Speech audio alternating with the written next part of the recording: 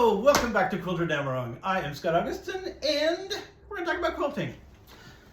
So this one, I started a while back. Got the back, the sides, even got it all pinned together, and then it kind of went to the shelf. Last year was busy. We moved Joe's mom up from Arizona. I've got some writing projects going on, trying to make a movie. Some dear friends have died, and I still got a day job. But the great thing about quilts is that they are not made of cheese, and they will not go bad if they sit on the shelf for a while. You can always come back to them. And a bonus, sometimes you can come back to them and it's like a new quilt, and you remember the decisions you made, and you're like, this rocks. So now it's time to sew it all together to do the actual quilting. Now, sometimes I send stuff off to a friend who has a long arm at a very reasonable price.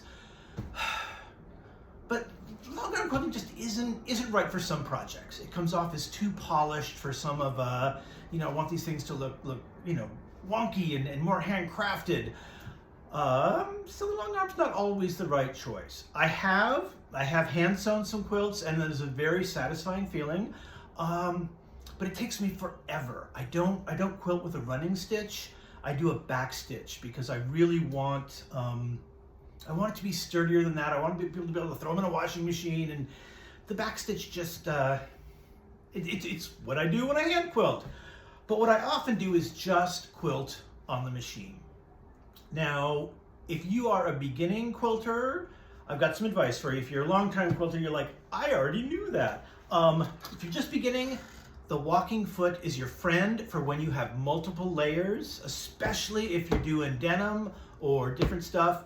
The walking foot is a miracle. No, that's not a miracle. It's a nice piece of technology.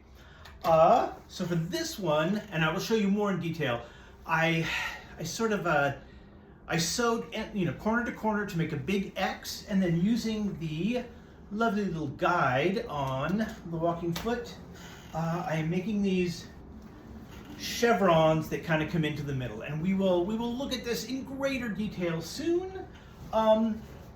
But yeah, time to quilt this, and if you have a neglected project, it's never too late to return to it, find out what it was that made you joy, and then just pick it up and plow ahead. All right, talk to you soon.